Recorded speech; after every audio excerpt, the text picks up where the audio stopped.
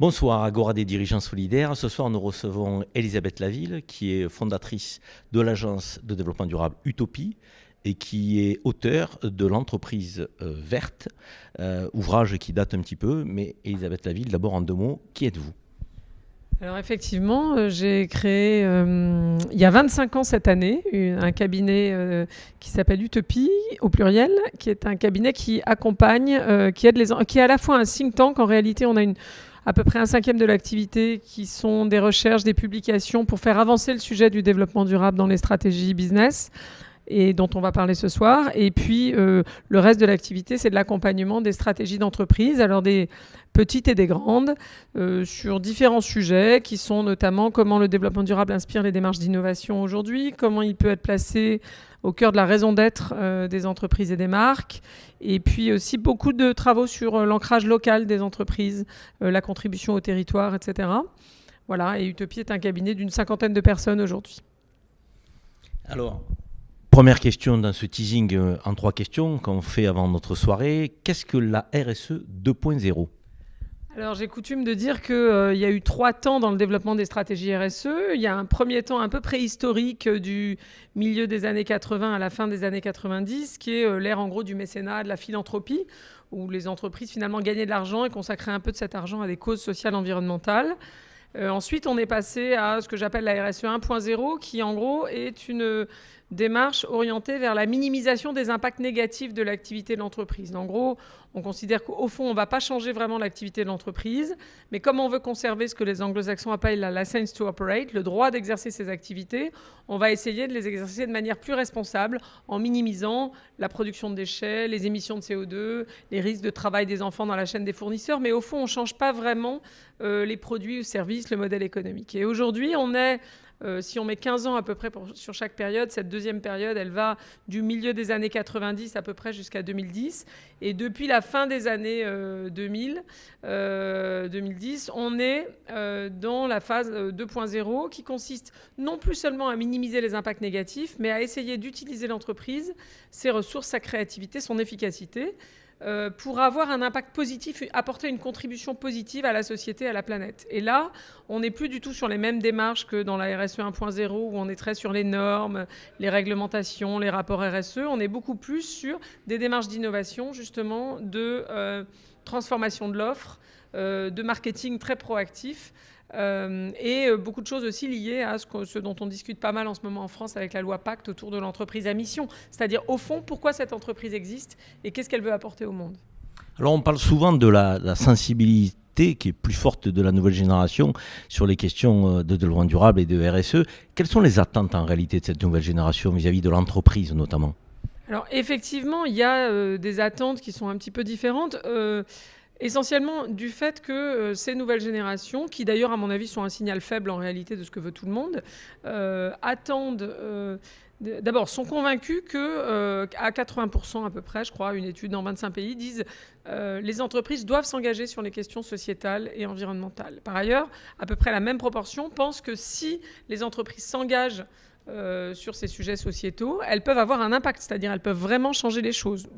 En particulier aujourd'hui, puisqu'on a sur certains sujets, dans certains pays, des démissions, entre guillemets, des gouvernements sur la prise en compte de l'intérêt général, la prise en charge de l'intérêt général.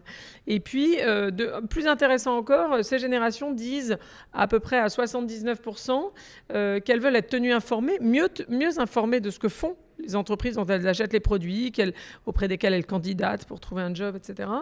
Et encore plus intéressant, 69% de mémoire disent aussi, des jeunes interrogés, disent qu'ils veulent être impliqués aux côtés des entreprises dont ils achètent les produits. Autrement dit, vous avez tout un nouveau champ de pratique qui se développe. Je pense par exemple à l'arrondi solidaire, l'arrondi en caisse, qui permet, quand vous allez maintenant dans un certain nombre d'enseignes, de dire, si vous devez, 38,50 €, vous pouvez arrondir à 39, arrondir à 40 ou même au-delà.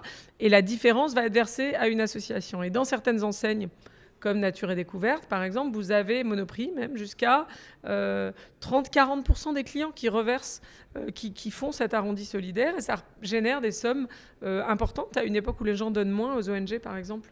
Donc on voit bien, c'est un exemple qui montre comment les clients peuvent être impliqués aussi aux côtés des enseignes des marques, des enseignes qu'ils fréquentent.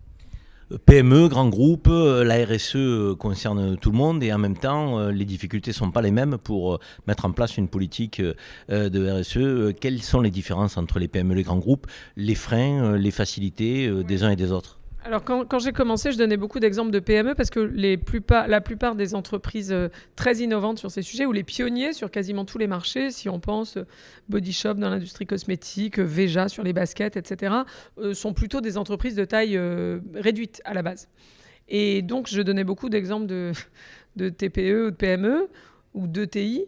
Et on me disait, alors les grands groupes qui m'écoutaient il y a 25 ans venaient me voir en me disant c'est hyper intéressant ce que vous racontez, mais c'est très possible pour eux parce qu'ils sont petits, alors que nous, vous comprenez, on est très gros, c'est beaucoup plus facile de faire virer un Zodiac qu'un paquebot. Nous, ce ne serait pas possible parce qu'on n'a pas 30 ou 300 salariés, mais 3 000, 30 000, 300 000. Bon.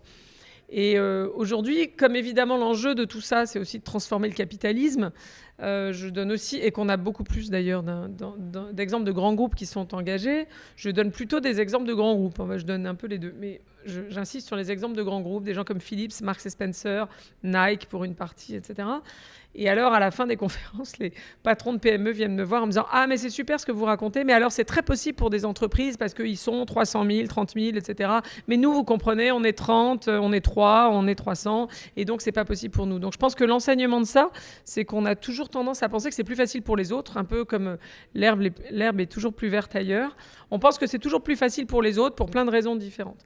La réalité, en tout cas, mon expérience, c'est que c'est beaucoup plus facile pour les PME, en fait. Contrairement à une idée reçue qui consiste à dire « Ah, mais ils n'ont pas de moyens. Bon.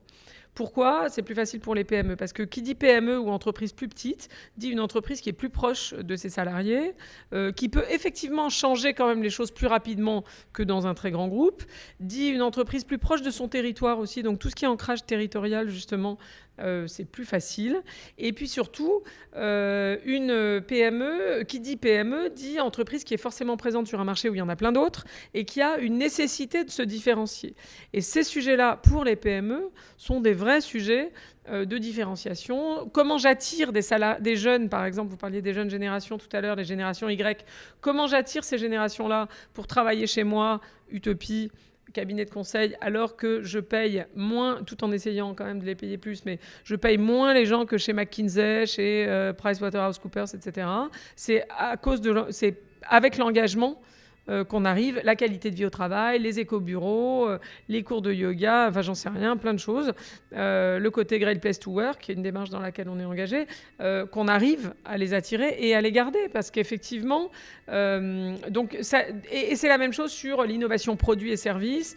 Qui dit PME dit une entreprise qui a besoin de se différencier, sa marque employeur, sa marque tout court, ses produits, ses services. Et la RSE permet de faire ça.